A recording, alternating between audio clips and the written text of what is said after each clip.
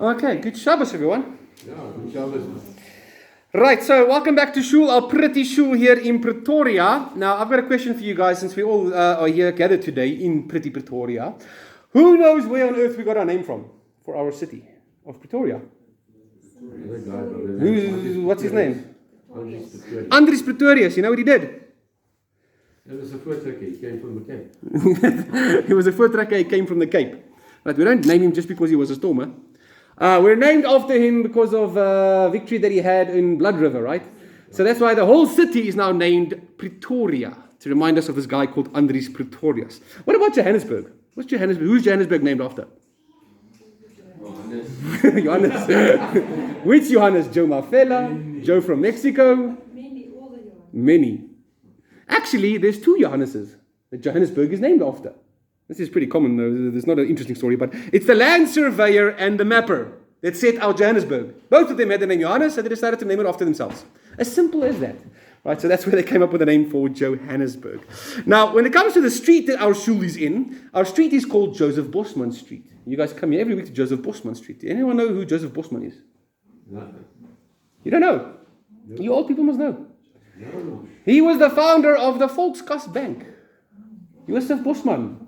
He was the founder of the Volkskas Bank. Before ABSA became ABSA, it was Volkskas, right? And we used to have one of the branches here in Silverton. One of the very first branches was here in Silverton. In fact, we have a famous story about a big robbery and hostage situation that happened in that bank. There's even a Netflix movie called Silverton Siege about little Silverton. You can go watch it on Netflix this afternoon. Right, so that happened in that bank as well. So I'm guessing that when they did eventually build this road, they decided to name it after him because of that bank. He probably went and sponsored the road or something like that. So that is why we're sitting here today in Shul on this road that's named after an individual. So what we see from all these things is that when someone wants to leave a legacy or try to keep their fame going, they tend to name a place after themselves. Right? When the people got to Soweto, they didn't know where else to go. So they said, Soweto. And then that's where they get the name from, right? No, but famous people try to name something after themselves so that their legacy will last forever. I don't know what that says about me and the city of Sydney in Australia, but anyway, we'll figure that out some other time. But there's one little problem with this idea of naming a place or a monument after yourself so that you will forever be remembered and immortalized. And what is that problem? Someone else can just come along and rename it. There you go. Pretoria, they try to change it to Tshwane, right? And we said, druk jou Tshwane in jou Polokwane, they said. So that didn't last. Of course, our municipality is called Tshwane, but it's not just Tshwane, it's a bunch of other things as well. All the street names that we have in South Africa have also been changed. You were on your way here on Simon Vermoten, and next thing you know, you're on Justice Mohammed, and you don't have a clue what Mohammed's got to do with it, but anyway, there it is. What's the point of naming things after yourself if someone else can just come a few years later and change the name again? Are you doing any better? So it actually makes no point to change the name of a place because someone else is just going to do the same to you a few years down the line. Or what about our airport, right? Remember when we used to land at Jan Smuts Airport? And old Schuster said, or have I landed at Ortambo? What's going on here? Right? So even that has been changed. So naming things is something we learned from this week's parasha. This week's parasha, we got a double parasha of Matot and Masei at the end of the book of Numbers. And right at the end of the first one, at the first parasha, at the end of Matot, the last two verses of Matot, we read about two guys who claimed their territory east of the Jordan, because remember the tribe of Reuben, Gad, and the half tribe of Manasseh decided they want to camp on that side of the Jordan. So these two guys get their own territories, their own little cities that they conquer, and they name those cities after themselves, just like we have Pretoria and Johannesburg. Listen to this. Numbers 32, verse 41 to 42. So it says here, Yair, the son of Manasseh, went and captured its villages and called them Chavot Yair, the villages of Yair. Right? It's like me going to a place capturing and say, these are the suburbs of Sydney. Okay? He called it the villages of Yair. Verse 42, here's the second guy.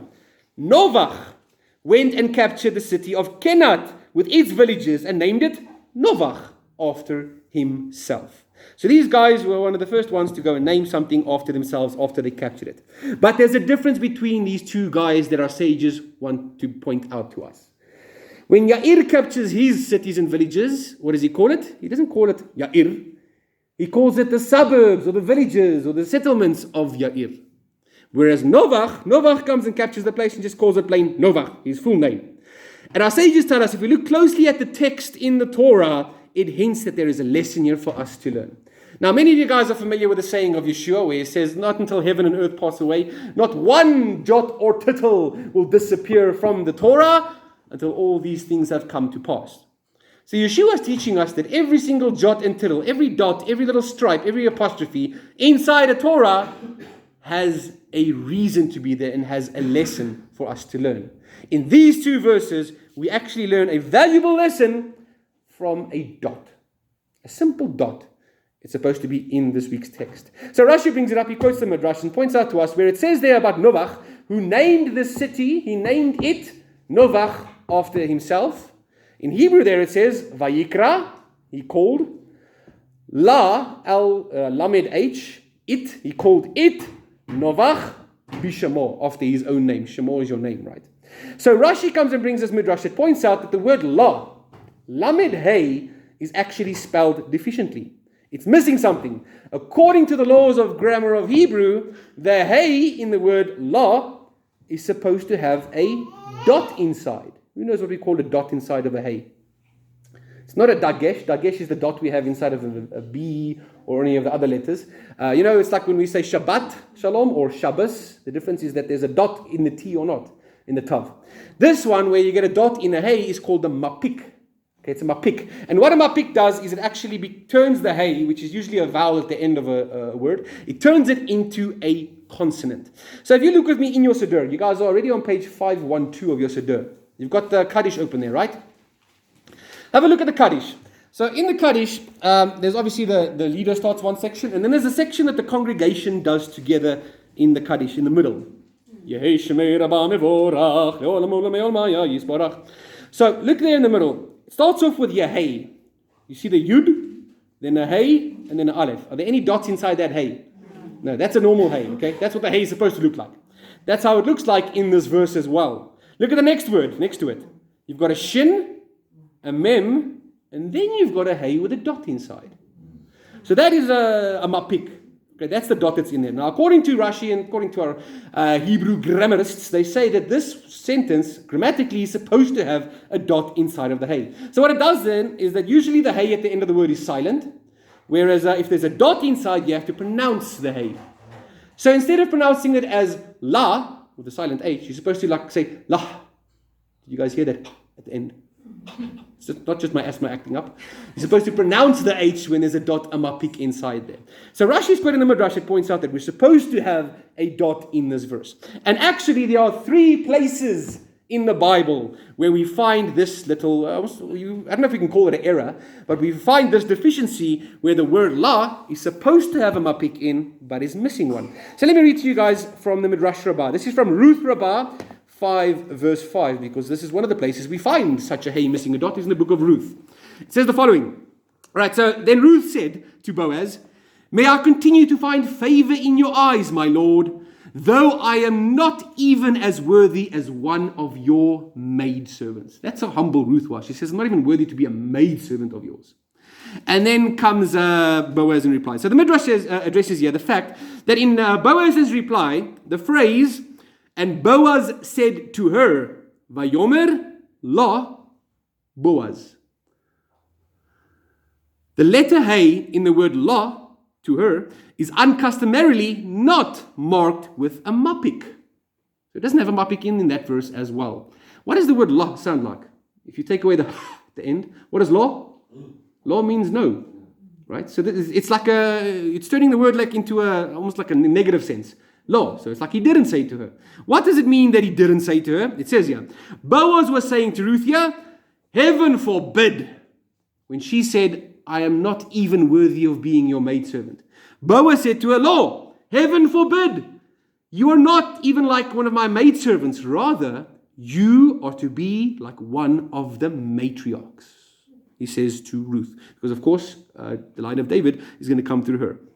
Now, the Midrash expounds upon another instance where we find this law word written without the mapik. Similarly, in this week's parasha, it states, Novach went and captured Kenath and her suburbs and called it Naba after his own name. So what is the meaning of here? Why does it tell us, why does it have this deficiency in the Torah? It teaches us that Novach's name did not last. The local government came and changed the name. The Midrash is telling us la means no. So he called it, but we're taking away the dot. So instead of being the word loch, it's the word la. He called not it Novach. So it's teaching us that in the changing of the place's name to his own name, it did not endure. The final instance in scripture where the word law is written without the mapik appears in the book of Zechariah. The prophet sees a vision of an ephah. An ephah is a like measuring utensil with a woman inside representing falsehood.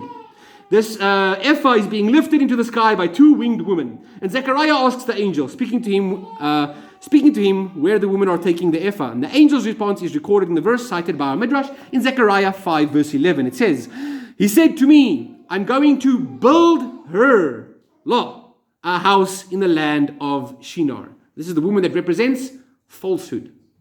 Okay, so why is the word law used here in saying I'm going to build her a house? It teaches us that falsehood has no salvation. That I'm going to build her a house means that that house is not going to stand for long. It will not endure. Okay, so this is the three instances we find this little thing happening throughout the Tanakh, throughout the Bible. Okay, so in all three instances, the idea that it communicates is that it means something will not endure. So the question then remains for this week's parashah, why does the city of Novach's name not endure compared to the city of Yair? The suburbs of Yair is something that's actually mentioned again later in the Torah. In Judges, we mention it, and even till this day it actually still exists. There's even a famous writing from a rabbi that names it after these cities of Yair. So why does Yair's city's name remain till this day, but Novach's city completely disappears off the map? In fact, we've got some inscriptions from Mesopotamia, from a later stage, that still calls that city by its original name. It doesn't call it by Novach. Hundreds of years later, the name just disappeared. He named it Novach, but the name disappeared. Why does his city's name disappear, but the cities of Yair does not disappear? So, Rabbi Shimshon Raphael Hirsch comes along and explains. The difference is in how these two guys treat their possessions. Yair, when he names the place, the cities or suburbs of Yair, he acknowledges that he himself is separate from his possessions. Yair is over here, and these are the suburbs of Yair. Compared to Novach, what did Novach do? He just named everything after himself. He was basically saying, I am what I own. He didn't differentiate himself from his possessions. It's like that joke they say that someone who couldn't afford a Lexus named their daughter Alexis. Someone who wanted to always get a Ferrari married a Ferrera. Right? Some people don't separate themselves from their possessions. They end up defining themselves by their possessions. And when that happens, like Novach, your name, your reputation will not endure. Because just like those possessions, they're also like a fleeting breath. They're going to disappear. They are not eternal. And Yeshua teaches this lesson as well. In Luke chapter 12, verse 13, let me tell you, quote for you what Yeshua says here. Luke 12, verse 13, it says here, someone in the crowd said to him, Rabbi, tell my brother to share with me the property that we inherited. Sounds a lot like this week's parashah. But Yeshua answered him, my friend, who appointed me judge or arbitrator over you? Then to the people he said, be careful to guard against all forms of greed or covetousness. Because even if someone is rich, his life does not consist of what he owns. Yeshua teaches us that exact same lesson. Your life does not consist of what you own. Don't define yourself by your possessions. So Yeshua is teaching us the exact same thing. How many times have you ever heard someone talk about their own net worth, or someone famous's net worth? This is my net worth. Some people Google themselves every morning to see what's their net worth. That means absolutely nothing is what Yeshua is saying here. Don't define yourself by your possessions. What is it that lasts and endures forever? It's our actions, our deeds. These are the things that leave a legacy. Let's continue reading what Yeshua says here from verse 16. Then he said, this is what I will do. From verse 16. And he gave them this following illustration. There was a man whose land was very productive. He debated with himself, what should I do? I haven't got enough room for all of my crops. His cuppeth runneth over. He was making so much money that he didn't even have enough storage place for all of the crops. Then he said, this is what I'll do. I'll tear down my barns and build even bigger ones. And I'll store all of my wheat and other goods in there. Then I'll say to myself, you lucky man, you lucky fish. You have a big supply of goods laid up that will last many, many years. So now take it easy. Eat, drink, and enjoy yourself. But God said to the man, you fool, this very night you are going to die. And the things that you prepared, whose will they be? That's how it is with anyone who stores up wealth for himself without being rich towards God. To his disciples, Yeshua said, because of this I tell you, don't worry about your life, what you will eat or what you will drink, or about your body or what you will wear. For life is more than food, and the body is more than clothing. Tell that to my budget. Think about the ravens, he says. He's quoting a story here from old Elijah. They neither plant nor harvest. They have neither storerooms nor barns, yet God feeds them. You are worth much more than the birds. Can any of you, by worrying, add an hour to his life? Nope. Stress actually takes away hours from your life, ne? If you can't do a little thing like that, why worry about the rest? Think about the wild irises and how they grow. They neither work nor spin thread, yet I tell you, not even Shlomo in all his glory was clothed as beautifully as one of these. If this is how God clothes the grass, which is alive in the field today and thrown in the oven tomorrow, how much more will he clothe you, what little trust you have? In other words, don't strive after what you will eat and what you will drink. Don't be anxious, for all the pagan nations in the world set their hearts on these things. Your Father knows that you need them too. Rather, seek his kingdom, and these things will be given to you as well. Hashem knows we need property. He knows we need fields. He knows we need suburbs. He knows all of the material things we need.